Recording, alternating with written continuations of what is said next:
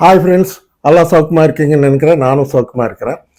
இன்னைக்கு நம்ம crypto currency market பார்த்தீங்கன்னா கொஞ்சம் டவுன் சைடு, கொஞ்சம் இல்லை நல்லாவே டவுன் சைடெல்லாம் இருக்குது. அதுக்கு நேற்று அமெரிக்காவில் சில இம்பார்ட்டண்ட் இன்சிடென்ட்ஸ் நடந்திருக்கு.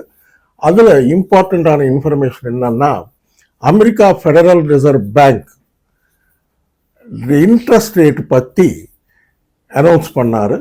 இன்ட்ரெஸ்ட் ரேட் கட் பண்ணுறது பற்றி. அது நம்ம நவம்பரில் 0.25 பிபிஎஸ் பாயிண்ட்ஸ் குறைக்கிறதா சொல்லியிருக்காரு. அது வரைக்கும் நல்லா இருந்தது, நல்லா சைன் தான். அது எக்ஸ்பெக்ட் பண்ணது தான். 0.25 பிபிஎஸ் பாயிண்ட்ஸ்ன்றது டெஃபினட்டாக கட் பண்ணுவாருன்னு எக்ஸ்பெக்ட் பண்ணலாம். பட் அவர் அப்புறம் ஸ்பீச் கொடுத்தாரு.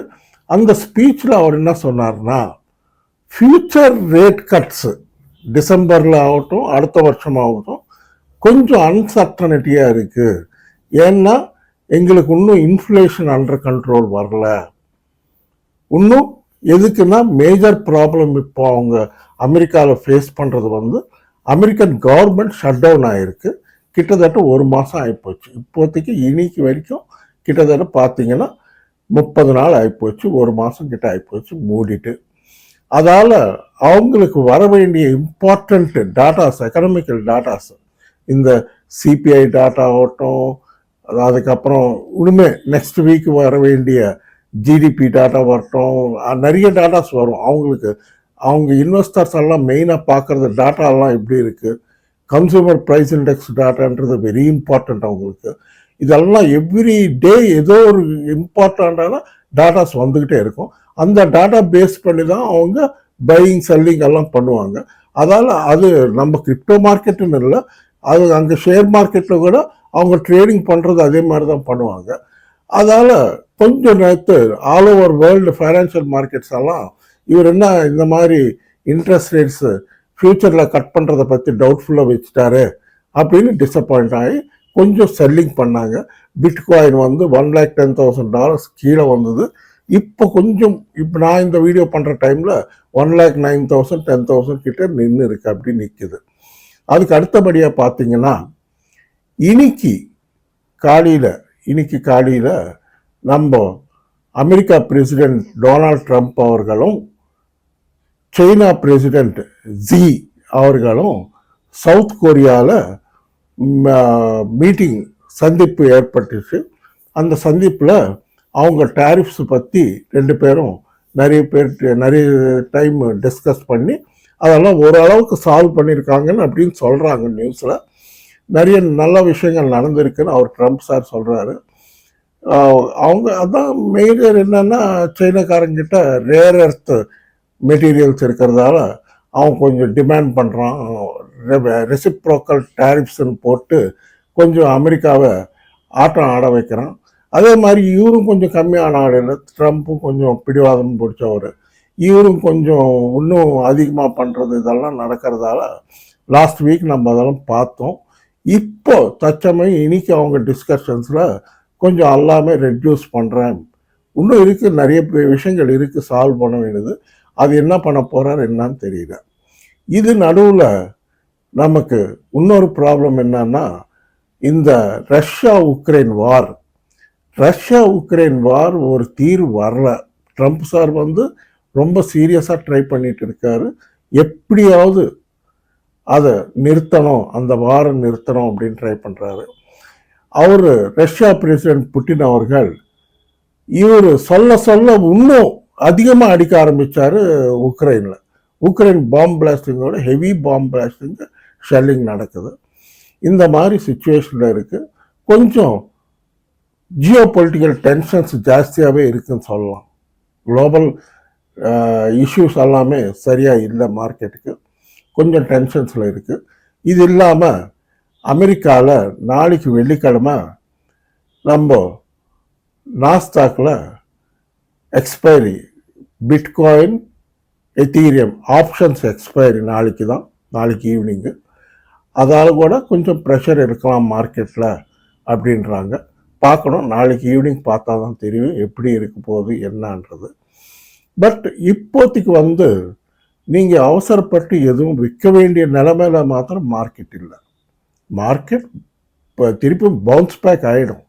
கொஞ்சம் நாளைக்கு வெள்ளிக்கிழமை சனி ஞாயிறு திங்கக்கிழமைலேருந்து நெக்ஸ்ட் வீக்லேருந்து கொஞ்சம் பவுன்ஸ் பேக் ஆகும் டெஃபினட்டாக எக்ஸ்பெக்ட் பண்ணிட்டு இருக்கேன். இப்போ நல்ல ஆப்பர்ச்சுனிட்டி, பையிங் ஆப்பர்ச்சுனிட்டி எத்தீரியம் பார்த்தீங்கன்னா கிட்டத்தட்ட 3,50,000 கிட்ட இருக்குது. கொஞ்சம் கீழே வந்ததுன்னா கண்டிப்பாக பை பண்ணுங்கள். எத்தீரியம் பை பண்ணால் உங்களுக்கு ஃபஸ்ட் வீக்கில், நவம்பர் ஃபஸ்ட் வீக்கில் கண்டிப்பாக அது 4 லட்சம் ரூபாய் வரைக்கும் போகும். அதை போகிறதுக்கு நல்ல வாய்ப்பு இருக்குது. டாலர்ஸில் $3,700 கீழே வந்திருக்கு, யூஎஸ் டாலர்ஸ் பார்த்துக்கோங்க. அதுக்கப்புறம் சொலானா ஒன்று கொஞ்சம் லோவில் இருக்குது, பார்த்துக்கோங்க. சொலானா வாங்குறவங்க தான் சொலானா வாங்கிக்கோங்க. அதுக்கப்புறம் டாஜ் காயின் ஒன்று 17 ரூபாய் கிட்ட இருக்குது. கொஞ்சம் குறைஞ்சா கண்டிப்பாக வாங்குங்க டாஜ் காயின் கூட. இதெல்லாம் இடிஎஃப்ஸ் வரப்போகுது அடுத்த மாதம். இந்த கவர்மெண்ட் ஷட்டவுனால இந்த இடிஎஃப்ஸ் எதுவும் வரல, அதெல்லாம் அனௌன்ஸ் பண்ணுவாங்க. இடிஎஃப்ஸ் வந்துடுச்சுன்னா இந்த காயின்ஸ் எல்லாம் ஏறும். அதே மாதிரி பால்கா டாட் 272 ரூபாய் கிட்ட இருக்குது. கொஞ்சம் கீழே வந்ததுன்னா கண்டிப்பாக பை பண்ணுங்கள். எப்போ பைக் வந்து early morning 5 to 9 நம்ம இந்தியன் டைம் பிரகாரம், அந்த டைமில் ரெட்டாக இருக்கும் மார்க்கெட். பார்த்தீங்கன்னா சார்ட்டு பார்த்துக்கிட்டு, சார்ட்டில் க்ரீன் இருக்கா ரெட் இருக்கா கேண்டில் இருக்கு பார்த்துக்கிட்டு, மெயின் அதுதான் நமக்கு இம்பார்ட்டன்ட். கேண்டில் பார்த்துக்கிறது தான். அந்த கேண்டில் பார்த்துக்கிட்டு ஒருவேளை ரெட்டில் இருந்தால் டவுனுக்கு வந்ததுன்னா வால்யூம் கூட பாருங்கள். கொஞ்சம் ஹெவியாக வால்யூம் இருக்கிற காயின்ஸ்னால் உங்களுக்கு சீக்கிரமாக விற்றுக்கலாம். அதே மாதிரி சார்ட்டில் 24 ஹவர்ஸ் ஹை, 24 ஹவர்ஸ் லோ இருக்கும். இது கண்டிப்பாக பார்த்துக்கிட்டு சிச்சுவேஷன், மார்க்கெட் சிச்சுவேஷன் எப்படி இருக்குன்னு பார்த்துக்கிட்டு பையிங் பண்ணிக்கோங்க. அதுக்கப்புறம் பிட்காயின் லெவல் பாருங்கள். பிட்காயின் ஏதாவது கீழே வருதா, என்ன நிலவரம் பிட்காயின் அப்படின்னு பார்த்து வாங்குங்க. கொஞ்சம் ஃபியூச்சர்ஸ் ட்ரேடிங் பண்ணுறவங்க இப்போ இன்னைக்கு நாளைக்கு கொஞ்சம் மார்க்கெட்டில் ரெண்டும் பண்ணலாம், ஷார்ட்டும் பண்ணலாம், லாங்கும் பண்ணலாம். லாங் பண்ணுறதுக்கு இப்போ டைம் கிடையாது, இது சரியான டைம் இல்லை. கொஞ்சம் ஷார்ட்லேயே இருங்க. பட் நான் சொன்னபடி ஃபியூச்சர்ஸில் மாத்திரம் ஒரு ஆர்டர் வைக்கிறப்போ கொஞ்சம் ஒரு 50-60 பாயிண்ட் மேலே போடுங்க. நீங்கள் அங்கே இருக்கிற மார்க்கெட் ப்ரைஸ் போடாதீங்க. லிமிட் ப்ரைஸில் நீங்கள் ஜாஸ்தி போட்டிங்கன்னா கண்டிப்பாக அங்கே வந்து எடுத்துப்பான். அது அங்கே மேனிப்புலேஷன் நடக்கும். கண்டிப்பாக மேலே வந்து எடுத்துப்பான். அது நல்லா செக் பண்ணி பார்த்துக்கிட்டு, எனக்கு ஃபியூச்சர்ஸில் கொஞ்சம் மூமெண்ட் இருக்கிற காயின், அதிகமாக மூமெண்ட் இருக்கிற காயின் XRP ஒன்று நல்லா தெரியுது, அதை ஒன்று பார்த்துக்கோங்க. SRP ஸ்பாட்டில் பை பண்ணுறதா இருந்தால் இப்போ நல்ல ஆப்பர்ச்சுனிட்டி தான். கிட்டத்தட்ட 230 ரூபீஸ் கிட்ட இருக்குது. கொஞ்சம் கீழே டிப்ஸ் வந்ததுன்னா, ஏன்னா மந்த் எண்டு கூட வந்து இருக்கிறதால கொஞ்சம் டவுனுக்கு வந்ததுன்னா கண்டிப்பாக வாங்குங்க. இப்போ இந்த அமெரிக்கன் கவர்மெண்ட் ஷட் டவுனு 1 மாதம் ஆகிப்போச்சு. இன்னும் எத்தனை நாள் நீடிக்கும்னு தெரியல. அது ஒன்று ஓப்பன் ஆகிட்டா நல்லா இருக்கும்.